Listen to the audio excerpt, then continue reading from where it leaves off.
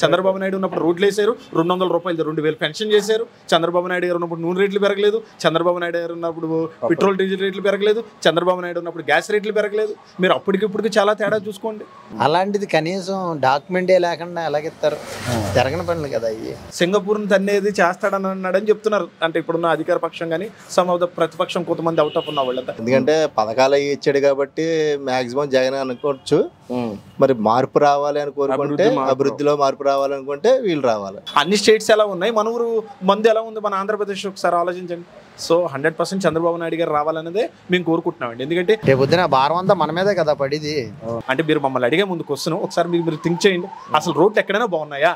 ఎప్పుడు కూడా ఈ వైసీపీ, టీడీపీ, జనసేన, ఈ బీజేపీ ఈఏ ఫెచ్చింగ్ లో ఉంటాయి కానీ కొత్తగా వచ్చిన పార్టీలకి సపోర్ట్ అనేది కష్టం. మీరు వాగ్దానం దేనికి ఇచ్చారు? మేము ఇచ్చేస్తాం అని చెప్పారు. మీరు మీ చీఫ్ మినిస్టర్ దగ్గరికి వెళ్ళి అడగలేరా? తెలంగాణతో టైఅప్ పెట్టుకుని రన్ చేసింది లేదు, అలాగని సొంత క్యాపిటల్ నిర్ణయించింది లేదు. సార్ ఇప్పుడు జగన్మోహన్ రెడ్డి గారు తగ్గుతారని అందరూ నమ్మే 100% మీకు 155 సీట్స్ ఎందుకు ఇచ్చారు? మీ మీద ఉన్న నమ్మకంతో. నిత్యావసర వస్తువులు అవన్నీ రేట్లు పెరిగిపోయినాయి. సాధారణ మానవుడు బతకడానికి ఇబ్బందికరంగా ఉంది. పథకాలు ఒకటి ఇచ్చేస్తే ఇంప్లిమెంట్ కాదు కదా. సో ఇప్పుడు మీకు నేను ఉన్నాను, ఓ బిర్యానీ ఇప్పించేసో రోజు ఎక్కడో తీసుకెళ్ళి అన్ని ఇప్పించేస్తే వాట్ అబౌట్ యువర్ ఫ్యామిలీ? అభివృద్ధి లేదు ప్రస్తుతానికి. పథకాలు ఇస్తున్నారు, పథకాలు అయితే ఉన్నాయి కానీ అది ఇదివరకు పథకాలు లేకపోయినా బతికారు. ఇస్తే తీసుకుంటారు కానీ ఇస్తేనే తీసుకుంటారు కానీ దీని మీదే బతకరు కదా. నాకు 30 ఇవ్వండి, 40 ఇవ్వండి, 50 ఇవ్వండి అని అడుగుతున్నాను. నేనే నగ్గలేనప్పుడు, మనది ఒక సీట్ నగ్గలేనప్పుడు మనం ఎలా అడుగుతాం? ఇటువంటి విచిత్రమైన రాజ్యాంగాలు ఎప్పుడు చూడలేదు. మరి పవన్ కళ్యాణ్ అన్న వ్యక్తి చాలా గొప్ప అతను. సో ఎందుకంటే ఈ రోజున అతను సినిమాలో చేసుకుంటే కూడా 100 కోట్లు డెఫినెట్గా వస్తుంది. Is a power star. ప్రతి నియోజకవర్గానికి క్యాటర్ సమకూర్చుకోలేకపోయాడు ఫస్ట్. ఇప్పుడు ఆ క్యాటర్ సమకూర్చుకోవడానికి వీళ్ళతో జాయిన్ అయ్యారు. ఓ పక్కేమో వైఎస్ఆర్సీపీ నుంచి గడ్డం శ్రీనివాస్ నాయుడు గారు, అలాగే కందుల దుర్గేష్ గారు జనసేన పార్టీ నుంచి, అలాగే ఒక పక్క ఏమో సుబ్బారావు గారు ఏమో ఒక పక్క కాంగ్రెస్ పార్టీ నుంచి. ఇది కాకుండా ఇండిపెండెంట్ అభ్యర్థులుగా కస్తూరి నాని గారు, ఒక పక్క శ్రావణ్ కుమార్ గారు నిలబడ్డారు. వీళ్ళల్లో ఎమ్మెల్యే అభ్యర్థికి గెలిచే అవకాశం ఉంటారు. దుర్గేష్ గారు, కందుల దుర్గేష్ గారు. ఎందుకని? 100%. ఎందుకంటే అసలు ఇక్కడ నిడదవోలు అభివృద్ధి చేసింది బూరుగుపల్లి శేషారావు గారు. ఫస్ట్ టీడీపీ ఇక్కడ కంచుకోట. ఇన్ ద మీన్ వైల్ ఏంటంటే శేషారావు గారు చాలా బాగా చేశారు. బట్ ఏంటంటే బై బ్యాడ్ లక్ అతనికి టికెట్ రాకపోవడం దుర్గేష్ గారు గొప్ప. అంటే శేషారావు గారు ఉన్నప్పుడు నిడదవోలు బస్ స్టాండ్ తీసుకొచ్చారు. శేషారావు గారు ఉన్నప్పుడే గవర్నమెంట్ హాస్పిటల్ అభివృద్ధి అయింది. దాన్ని పడకల ఆసుపత్రి కూడా బాగా పెంచారు. సో తర్వాత మన రైలు బ్రిడ్జ్ కూడా అతను ఉన్నప్పుడే స్టార్ట్ అయింది. శేషారావు గారు ఉన్నప్పుడే స్టార్ట్ అయింది 3 కోట్లు. అది కాబట్టి శేషారావు గారు చాలా ఎక్సలెంట్ గా చేశారు.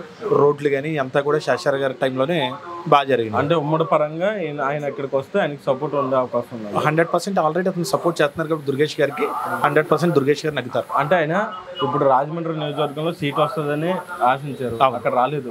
అక్కడంటే ఆయన లోకల్ కాబట్టి కొంచెం ప్రజాదరణ ప్రభావితం ఉండే అవకాశం ఉంది కాబట్టి గెలిచే అవకాశం ఉంది. ఓకే, ఇక్కడంటే ఇది వరకు వీళ్ళు గెలిచిన పార్టీలు ఉన్నాయి, ఇక్కడ తిరిగిన వాళ్ళు ఉన్నారు. ఓకే, ఆయన ఎంతవరకు ఇక్కడ సక్సెస్ అవుతాడు? ఇక్కడ ప్రజలు ఏమన్నా ఓటర్లుగా మారి అంటే మీకు బేసికల్గా ఒక మాట చెప్తాను. లాస్ట్ టైం 28,000 to 27,000 తో మన శ్రీనివాస్ నాయుడు గారు నగ్గారు. సో అక్కడ జనసేనకు వచ్చేప్పుడు 30,000 ఓటింగ్ పడింది. సో జనసేన ప్లస్ టీడీపీ రెండు కలిసేటప్పటికి ఈ ఓటింగ్ కంపల్సరిగా ఆటోమేటిక్గా దీనికి ట్రాన్స్ఫర్ అవుతుంది. సో టీడీపీ కూడా కంపల్సరీగా అవుతుంది. ఇన్ ద మీన్ వైల్ ఏంటంటే శేషారావు గారు అన్నింటికి అంగీకరించి చంద్రబాబు నాయుడు గారికి గౌరవించి అతను 2 times ఎమ్మెల్యే చేసి 2 times ప్రతిపక్ష నాయకుడిగా ఉండి అతను ఈ రోజున ఇంత హార్డ్ వర్క్ చేసి కూడా అతను అగ్రీ చేసి అతని మీదే వేసుకుని మొత్తం అంతా మీరు నగ్గితే నేను నగ్గినట్టే అని చెప్పి I'm the one of the shadow MLA అన్నట్టుగా అతను ప్రతి ఇంటికి ప్రతి గడపకి తొక్కి ప్రతి చోట కూడా శేషారావు గారు చేస్తారు. ఇన్ కేస్ శేషారావు గారు అంటూ లేకపోతే కనుక ఇక్కడ గ్లాస్ స్ట్రైట్ అవుతుంది. బట్ 100% ఇక్కడైతే మాత్రం గ్లాస్ 100%. సరే ఇప్పుడు రాష్ట్ర పరంగా చూసుకుంటే ఒక పక్కేమో చంద్రబాబు నాయుడు గారు, ఒక పక్కేమో వైఎస్ జగన్మోహన్ రెడ్డి గారు పోటీగా వీళ్ళలో గెలిచే అవకాశం అనుకున్నాను. అంటే ఇప్పుడు వన్ థింగ్ అండి మీకు చెప్పేది, పథకాలు ఒకటి ఇచ్చేస్తే ఇంప్లిమెంట్ కాదు కదా. సో ఇప్పుడు మీకు నేను ఉన్నాను, ఓ బిర్యానీ ఇప్పించేసో రోజు ఎక్కడో తీసుకెళ్ళి అన్ని ఇప్పించేస్తే what about your family? So implement ఎక్కడ ఉందండి? డెవలప్మెంట్ లేదు కదా. చంద్రబాబు నాయుడు అనేది అతను ఒక విజన్ 2020 ఒక అంటే అప్పటి నుంచి ఇప్పుడు వరకు అతను ఫౌండేషన్ ఎప్పుడో 1995లోనే చెప్పారు.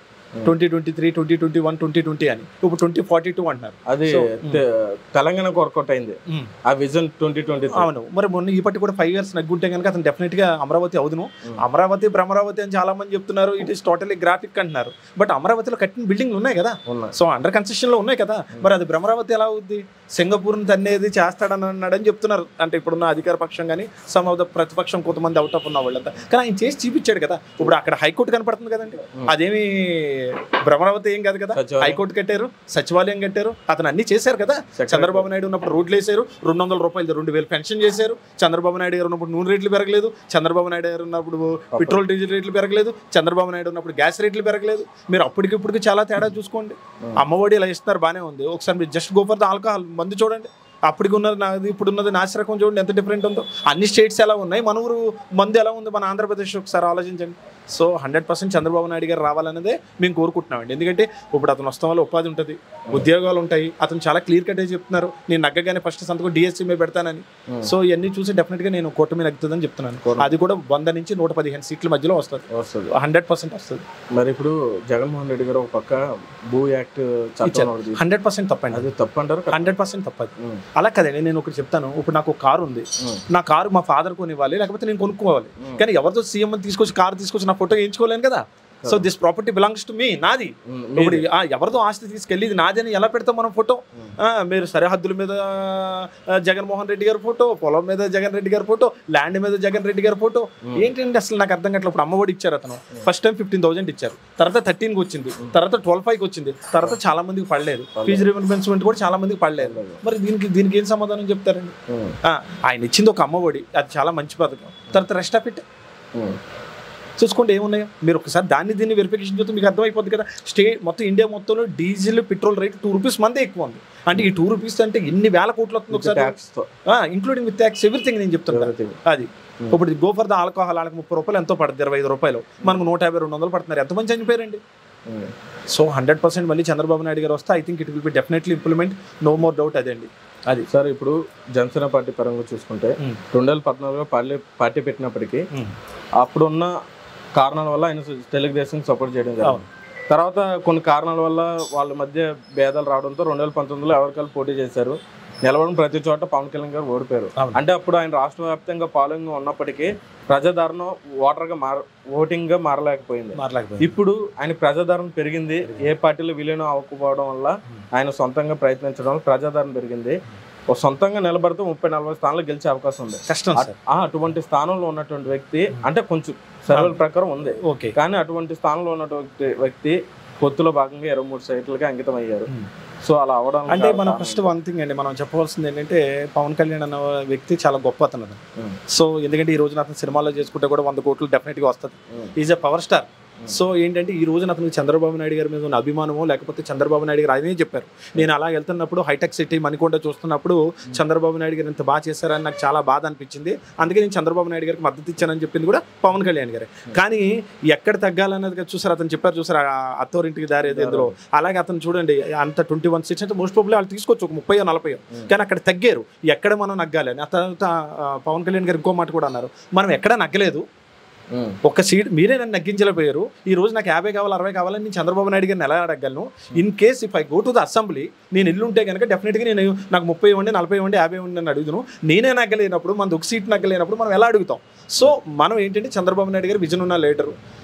చూడండి ఆలోచనకి ఆవేశం రెండు కలిపేటప్పటికి ఏమవుతుందంటే రెండు కంబైన్ అయ్యేటప్పటికి మంచి ఎథిక్స్ వస్తాయి, మంచి ఆలోచన వస్తుంది, డెఫినెట్గా వస్తుంది. సో డెఫినెట్గా నాకు తెలుసండి పిఠాపురంలో పవన్ కళ్యాణ్ గారు నగ్గుతారు, మంగళగిరిలో 100% నారా లోకేష్ గారు నగ్గుతారు, కుప్పలో చంద్రబాబు నాయుడు నగ్గుతారు, హిందూపురంలో బాలకృష్ణ నగ్గుతాడు. ఈ 4 మొత్తం 100% నగ్గుతారు. పైన చంద్రబాబు నాయుడు గారు సీఎం అవుతారు 100%. 100%. సార్ ఇప్పుడు జగన్మోహన్ రెడ్డి గారి గురించి ఒక్క విషయం చెప్పాలి. ఆయన నేను మేలు చేస్తేనే ప్రతి పథకం మీ వంతు గడపకు వస్తేనే ఓట్లు అయింది అన్నారు. ఆ ధీమా ఏంటి ప్రజల మీద? అలాగే ఈయన మద్యపానం నిషేధం అన్నారు, దాని మీద కొంచెం మీ వంతు. మద్యపానం నిషేధం చేస్తానని అతను చెప్పిన వీడియో ఉంది కదా సార్. బేసికల్గా మన చీఫ్ మినిస్టర్ గారు చెప్పారు, ద హానరబుల్ చీఫ్ మినిస్టర్ ఏం చెప్పారు, నేను మద్యపానం నిషేధం చేసేకే మీ దగ్గరికి ఓటుకు వస్తానన్నారు. ఏది సార్ ఎక్కడ ఉంది సార్? మద్యపానం నిషేధం అయిందా? 25% ఆఫ్ ద పీపుల్ చనిపోయారని చెప్తున్నారు పవన్ కళ్యాణ్ గారు. సో చూడండి ఎంతమంది ఈ నాశరకం మందు వాళ్ళు చనిపోతున్నారు. ఒకటి రవిడిజం పెరిగిపోలేదు సార్. రోడ్లు ఎక్కడ ఉన్నాయి సార్? ఇంప్లిమెంట్ ఎక్కడ ఉంది సార్? ఒక రాజధానికే మనకు ఒకటి దిక్కు లేదంటే మళ్ళీ 3 రాజధానులు మనం ఎక్కడ ఇంప్లిమెంట్ చేస్తాం సార్? శంకుస్థాపన కాదు సార్, అసలు ఎక్కడ అవుతాయి మీరు చెప్పండి. Already Vizag is well established like Hyderabad. So దాన్ని మనం ఇంకా రీఇంప్లిమెంట్ ఎలా చేస్తాం? సో ఇప్పుడు ఇంకొక మాట కూడా చెప్తున్నాను సార్, ఆ రోజు అమరావతి ఇస్తానన్నప్పుడు ఇదే అసెంబ్లీలో అపోజిషన్ లీడర్గా ఉన్నప్పుడు వీఆర్ అగ్రీ ఫర్ దట్ అని చెప్పారు ఆయన. ఆ రోజు ఏం అసెంబ్లీలో నేను ఒప్పుకుంటలేదని చెప్పలేదు కదా. నేను 33,000 ఎకరాలకు I was agree for it, నేను ఒప్పుకుంటున్నానని చెప్పింది మా హానరబుల్ చీఫ్ మినిస్టర్. అప్పుడు అపోజిషన్లో ఉన్నారు, ఇప్పుడు పొజిషన్లో ఉన్నారు. అంటే విశ్వసనీయత అంటారు అతను. మరి ఇది అబద్ధమే కదా సార్?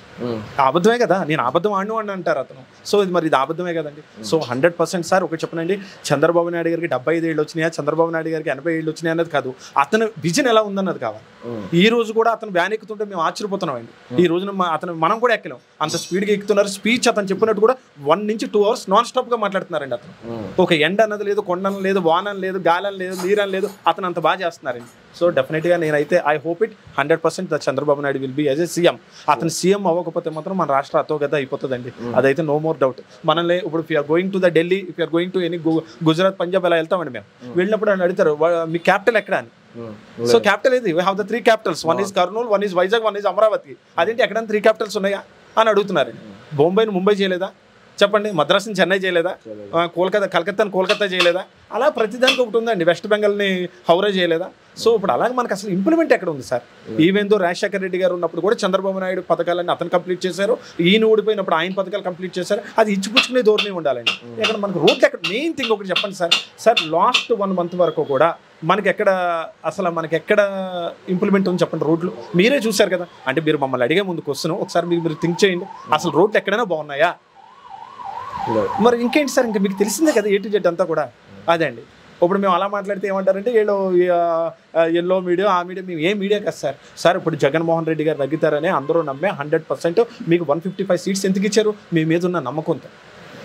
ఇవాళ సైకిల్ షాప్ చేసుకునే వ్యాపారస్తులు బాగున్నారండి, మోటార్ మెకానిక్ చేసుకునే వ్యాపారస్తులు బాగున్నారా? ఈ ఊరికి ఆటో నగర్ తీసుకొచ్చారా? అసలు నిడదవోలు ఇంప్లిమెంట్ ఏం జరిగింది? ఫస్ట్ థింగ్ చెప్పండి. నిడదవోలు పలానాది ఇంప్లిమెంట్ జరిగింది అన్నది ఒకటి చూపించండి. ఇంప్లిమెంట్ లేదు కదా సార్ అసలు. ఏంటి ఇది ఒకటేనా?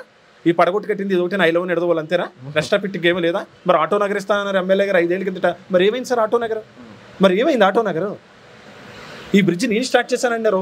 మురళీమోహన్ గారు ఎంపీగా ఉన్నప్పుడు, మన బూరుపల్లి శేషారావు గారు ఉన్నప్పుడు బ్రిడ్జ్ సగం కట్టారు.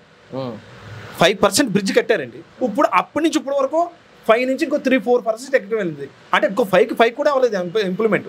5 నుంచి 3% పెరిగిందండి. అది ఇప్పుడు స్టార్ట్ చేస్తున్నారు ఎలక్షన్ నుంచి. ఈ 5 ఏళ్ళు ఏమైంది? మన డబ్బు ఎక్కడికి వెళ్ళింది? సెంట్రల్ గవర్నమెంట్ ఇచ్చిన డబ్బు ఏమైంది? మరి ఇవన్నీ కూడా మనం చూసుకోవాలి కదా సార్. ప్రతి చూడండి, తాడేపల్లిగూడలో నిట్ వచ్చింది, అలాగే ప్రతి ఏలూరులో ఇంజనీరింగ్ కాలేజీలు ఉన్నాయి, అన్ని చోట్ల అన్నీ ఉన్నాయండి. అసలు జంగారెడ్డిగూడలో ఇంజనీరింగ్ కాలేజీలు ఉన్నాయి. అసలు నిడదవోలు ఏముంది సార్? ఫస్ట్ మున్సిపాలిటీ అయింది నిడదవోలు. తణుకు తాడేపల్లిగూడెం కంటే ఫస్ట్ అయింది ఇదే. కానీ తాడేపల్లిగూడెం ఇంప్లిమెంట్ అవ్వలేదా సార్? తణుకు ఇంప్లిమెంట్ అవ్వలేదా సార్? నిడదవోలు ఎలా ఉన్నదో అలాగే ఉంది. ఆఖరికి బస్ స్టాండ్ పోతే కూడా పాపం అతనే శేషారావు గారు పోరాడి తీసుకొచ్చారండి. ఆ బస్ స్టాండ్ని ఆఫ్ చేయించారు. అలాగే గవర్నమెంట్ హాస్పిటల్ చాలా వర్స్ట్గా ఉండేదండి. ఈ రోజు అతనే ఇంప్లిమెంట్ చేశారండి. అలాగే బ్రిడ్జ్ ఆయన చెప్పిన 3 చేశారు కదా, కరెక్ట్గా దిగిపోయడానికి బ్రిడ్జ్ 5% అయిందా? దిగిపోయారు. మరి మా ఎమ్మెల్యే గారు మాకు ఏం చేశారు? మేము అభివృద్ధి చేసాం అన్నారు. అభివృద్ధి ఏం చేశారు చెప్పండి ఒక మాట. పోనీ మేము పలానాది అభివృద్ధి చేసాం అనేది ఒకటి చూపించమనండి. వాళ్ళు చెప్పేప్పటికీ ఇప్పుడు దిగిపోతున్నారు. ఆయన చేసిన అభివృద్ధి అంటూ ఒకటి ఉంది. ఏంటంటే సార్ ఒకటి ఆయన క్లీన్ చిట్, అది 100% వాస్తవం. అర్థమైందండి. ఎమ్మెల్యేలు అందరిలో కూడా శ్రీనివాస్ నాయుడు గారు అన్న అతను క్లీన్ చిట్, బట్ అతను ఏ వర్క్ చేయలేదు. 100 out of 100% అతను ఏ వర్క్ చేయలేదు. అదండి వాళ్ళ యొక్క చేష్టలు, వాళ్ళ యొక్క ఇదైతే కాదు. పైన అధిష్టానం ఏం చెప్పకంటారు సార్? అధిష్టానం చెప్పకుండా అంటే మనం ఎమ్మెల్యే అయ్యాక ఎందుకు సార్? మీరు మాకు ఏ వాగ్దానం ఇచ్చారో అది చేయాలి కదా సార్. మీరు వాగ్దానం దేనికి ఇచ్చారు? మేము ఇచ్చేస్తాం అని చెప్పారు. మీరు మీ చీఫ్ మినిస్టర్ దగ్గరికి వెళ్ళి అడగలేరా? చంద్రబాబు నాయుడు గారి దగ్గరికి వెళ్ళి అడుగుతలేదండి సార్, మాకు ఇది లేదు సార్, అది లేదని అడుగుతున్నారు కదా.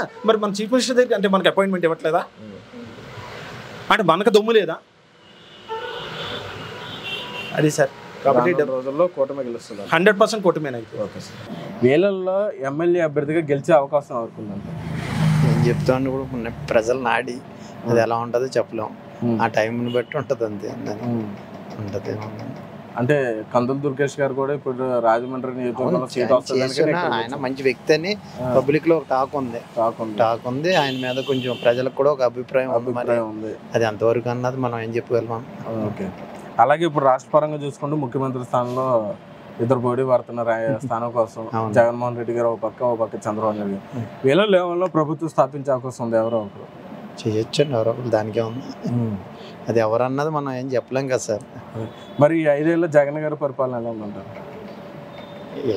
ఏముంటుంది సార్, జగన్ గారి పరిపాలన ఎలా ఉన్నదంటే మనం ఏం చేస్తాం, ఇప్పుడు అందరం ఇబ్బందులు పడుతున్నాం. అది కామన్, జనాలు అందరికీ తెలిసి ఉన్నదే. నిత్యావసర వస్తువులు అవన్నీ రేట్లు పెరిగిపోయినాయి. సాధారణ మానవుడు బతకడానికి ఇబ్బందికరంగా ఉంది. ఆయన ఏంటంటే అయ్యో పథకాలు అంటూ పెట్టాడు అన్నది కరెక్టే, కాదని అంటలేదు. పథకాలు పెట్టి పూర్తిగా అమలు జరగట్లేదు కదండి. ఏదే అయ్యా ఇందులో పెడుతున్నారు, అందులో పెడుతున్నారు, కానీ మధ్య తరగతి మానవుడికి ఎవరికి న్యాయం జరగట్లేదు కదా. ఒక బిల్డింగ్ కట్టాలన్నా చాలా ఇబ్బంది పడుతున్నారు. తాపీ మేస్త్రులు వీళ్ళందరూ, కార్మికులు అందరూ ఇబ్బందులు పడుతున్నారు. అలాగే ఏ చేతి పని వాళ్ళు కానీ ఎవరైనా. మరి ఇప్పుడు సంక్షేమ పథకాలు తీసుకొచ్చారు కదా? అవును, తీసుకొచ్చారు. ఎవరు ఇస్తున్నారు సార్ సంక్షేమ పథకాలు అంటే? ఎవరు డబ్బు ఇస్తున్నారు? ఇంట్లో డబ్బు ఏమి ఇవ్వడు కదా. అలాగని ప్రభుత్వ ఖజానా నుంచి మోడీ ఏమన్నా పంపిస్తున్నాడండి? మోడీ నుంచి ఏమన్నా ఇస్తాడా? ఏం జరిగినాయి కదా. ఇప్పుడు అవి తాకట్లెట్టి ఈ తాకట్లెట్టి అవి చేసి ఈ చేస్తున్నారు తప్ప ఏముందండి. రేపు పొద్దున భారం అంతా మన మీదే కదా పడిది. ఇప్పుడు పన్నులు అప్పుడే 2 సార్లు పెరిగినాయండి. కరెంట్ బిల్లు అయితే చెప్పవసరం లేదు ఎన్నిసార్లు పెరిగింది అన్నది. నాకు 350 రూపాయలు కరెంట్ బిల్లు వచ్చిందండి, 650 రూపాయలు వస్తుంది. రెట్టింపు అయిపోయింది. ఏం చెప్తాం సార్ దాన్ని? ఇంకంతే, భరాంతమే. మనం ఏమీ చేయలేం. ఇప్పుడు మనం ఏమైనా మార్పు కోరుకునే అవకాశం ఉందా? ఫలానా ఇది వస్తే సంక్షేమ పథకాల మీద ఆధారపడకుండా సగటు వనరులు మనకు అందుబాటులో తక్కువ ధరలకు ఉంటే బాగుంటుంది అని ప్రభుత్వం వస్తే బాగుంటుంది అనిపిస్తుంది. ప్రభుత్వం వస్తే అడ్మిషన్ పవర్ బాగుంటుంది కదండి. ఇప్పుడు రాజధాని అన్నారు, ఏదండి మనకంటే క్యాపిటల్ చెప్పుకోవడానికి లేదు కదా, మనకంటూ ఏమి లేదు. ఇప్పుడు ఆంధ్ర వాళ్ళు అని మనం అనుకోవాలే తప్ప మనకి ఆంధ్ర ఎక్కడుంది? ఆంధ్ర ఏదండి? మన బార్డర్ ఏది పోనీ, మనకి ఇది మనకి రాజధాని ఇది అని చెప్పుకోవడానికి క్యాపిటల్ లేదు కదా. లేదు, లేని రాష్ట్రం మందే. పైగా ఫస్ట్ మనమే వస్తాం ఇండియాలో. ఇంకెవరు లేరు, అందరికీ పలానా వీళ్ళకి ఇది క్యాపిటల్ అని ఉంది, మనకే లేదు. అది కొన్ని ఉమ్మడిగా కొన్ని సంవత్సరాల పాటు తెలంగాణతో టైఅప్ పెట్టుకుని రన్ చేసింది లేదు. అలాగని సొంత క్యాపిటల్ నిర్ణయించింది లేదు. ఇప్పుడు ప్రస్తుతానికి ఒక రకంగా చెప్పాలంటే చెట్టు కింద రిక్షావాడు బెటర్ మన మీద. ఆడికంటూ స్టాండ్ ఉంటుంది. స్టాండ్ ఎక్కడొకక్కడ ఈ ఏరియాలో నేను గణపతి సెంటర్లో స్టాండ్లో నా రిక్షాని పెట్టుకుంటాను, లేదంటే గాంధీభవన్ సెంటర్లో స్టాండ్లో రిక్షా ఉందని. మన ఆంధ్రాకి ఎక్కడ ఉంది బార్డర్? మన క్యాపిటల్ మన పిల్లలు పోని బుక్లో రాసుకుంటానికి కూడా లేదు కదండి పలానా క్యాపిటల్ అని. మనకే తెలియదు పిల్లలకి ఏం తెలుస్తుంది. సో మార్పు అనేది రావాలి కంపల్సరీ రావాలండి. ఇప్పుడు జగన్ గారు చేసినా, చంద్రబాబు నాయుడు చేసినా, ఎవరు చేసినా, ఏది చేసినా మన మీదే పడుద్ది కదండి భారాలు అన్నది. ఇప్పుడు మన దగ్గర నుంచి పన్ను రూపంగానో లేకపోతే ఇంకో రూపంగానో తీసుకెళ్ళిందే నిధులు మనకి ఇచ్చేస్తారు. అంతేగాని వాళ్ళు సొంతంగా ఇంట్లోంచి తీసుకొచ్చి ఆయన కోట్లు ఉన్నాయి, 1 కోటి రూపాయలు ఇమ్మంటే ఇస్తాడా ఎవరికైనా? కొన్ని దేనికైనా 1 కోటి ఖర్చు పెట్టమంటే ఖర్చు పెడతాడా?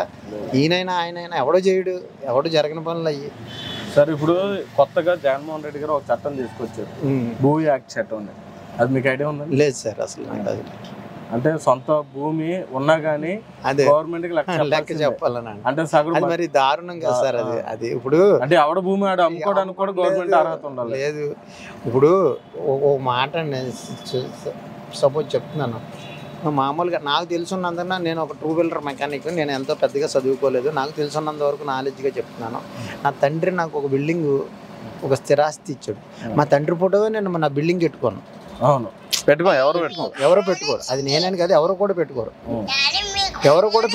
అది ఎవరో బాగా ఇదైన వాళ్ళు పొలంలో ఎక్కడోకక్కడ తల్లిదండ్రులు విగ్రహాలు పెట్టుకుని ఒక ఇది చేస్తారు. ఎవరో బాగా క్యాపిటల్ పొలాలు ఒక 100 ఎకరం 200 ఎకరం వాళ్ళు చేస్తారు.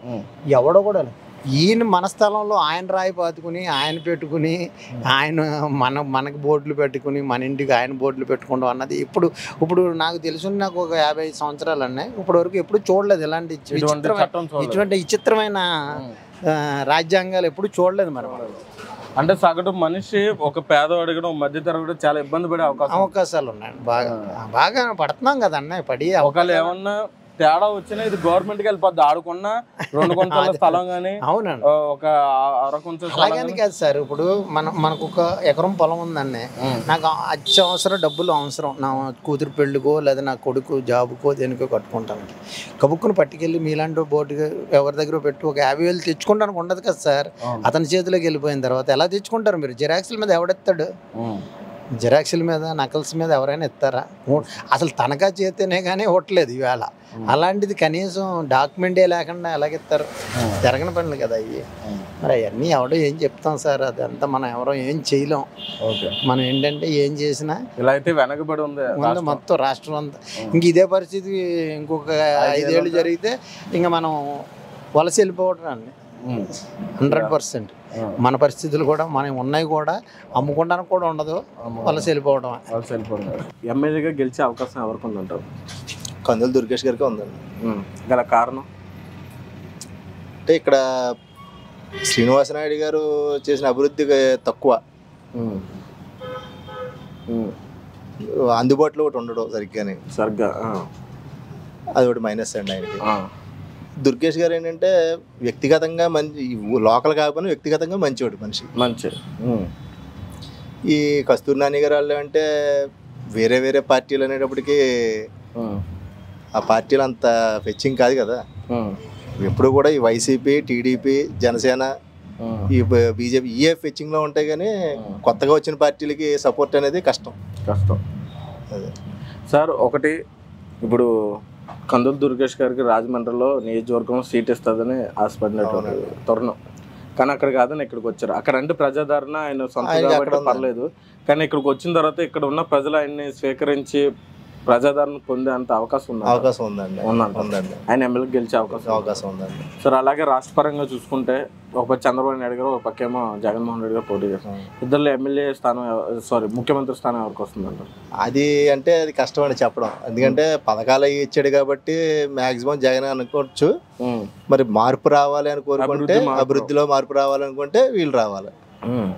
ఒకవేళ మళ్ళీ జగన్మోహన్ రెడ్డి గారు వస్తే ఎలా ఉంటుంది అంటారు? అప్పుడు ఇంకా ఇప్పుడు ఎలాగొద్దండి, ఇంకా పరిస్థితి ఏంటి? ఇంకా దారుణంగా వెళ్ళారు అంతే.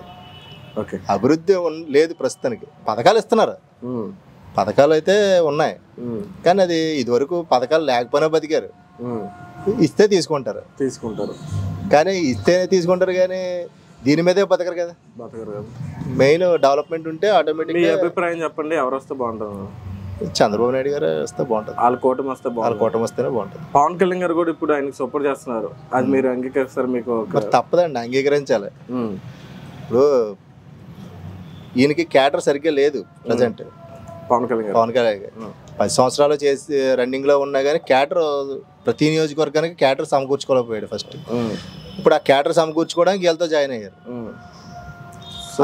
ఆ క్యాడర్ ఇప్పుడు దీన్ని బేస్ చేసుకుని క్యాడర్స్ డెవలప్ చేసుకుంటేనే రేపు ఫ్యూచర్ లో ఆయనకి అవకాశం ఫెచ్చింగ్ ఉంటుంది ఇంకా రాబోయే కాలంలో.